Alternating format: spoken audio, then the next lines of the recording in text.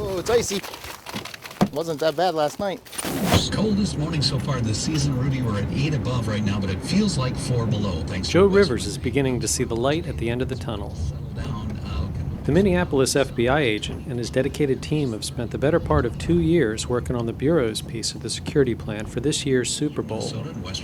An exercise today, with dozens of other agencies and 60 days out from the big game, will test how well the plan is coming together. Well, it's been a long road, going on somewhere between 2 years and 18 months prepping for this thing. But as the event becomes closer here and we move into January, it's becoming more and more of a full-time event. It's a huge lift for the office. This exercise today it's a full-scale, all-day, jointly hosted exercise. Validate kind of our planning, validate the resource needs, sort of like a dry run. I mean, we want a safe event. We want everyone to come here and have fun and enjoy the event that they have pictured in their mind and not be dealing with some kind of incident that no one wants to have to face, but we're kind of responsible for planning for and preventing to the extent we can. We're going to come back to Bloomington. Can you talk to us a little bit about the lost children? The exercise, held in the city's convention center, for the first time brought together all of the federal, state, and local agencies that have roles supporting security efforts before, during, and after the Super Bowl on February 4th. The Minneapolis Police Department is the lead agency for the event's public safety, but there's an enormous team supporting the effort, from large federal agencies to local police and first responders, including security personnel from the University of Minnesota and the Mall of America. In the event of a terrorist attack, the FBI would lead the response, but that response would need to be tightly coordinated with its partners on the ground. Our goal really is to be the conduit and also the key coordinator. To take on this type of event, it requires massive amounts of personnel. It requires expertise from our local, state, and federal partners. We could not, as a city, successfully embark upon this and even host the Super Bowl without having these invaluable resources that are brought to the table.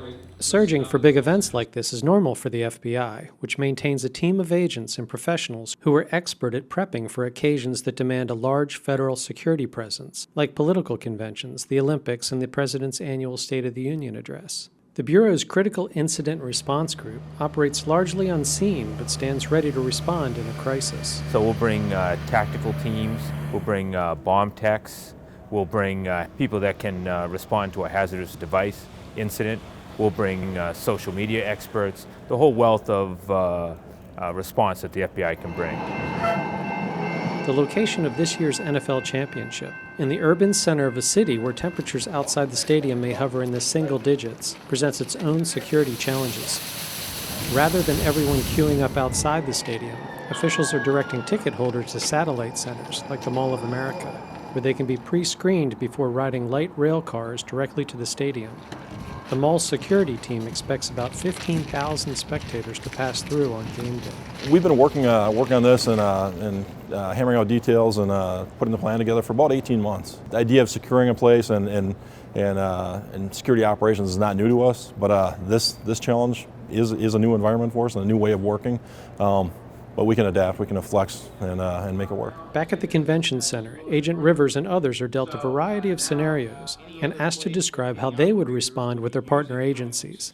The goal is to nip potential issues in the bud and make security and potential response operations seamless.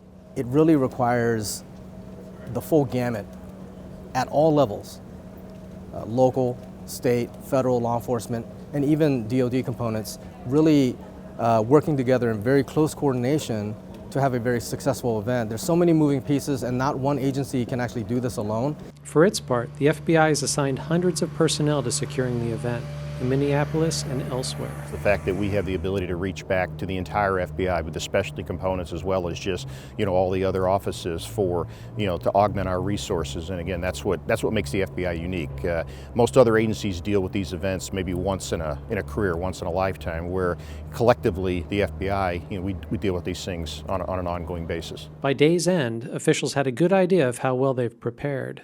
and the general consensus was it's game time. Yeah, based on what I know and what I've seen, I think we have done our best to try to think of just about every contingency, natural or man-made, that potentially could come our way. Well, I think we all knew the Super Bowl was a big deal.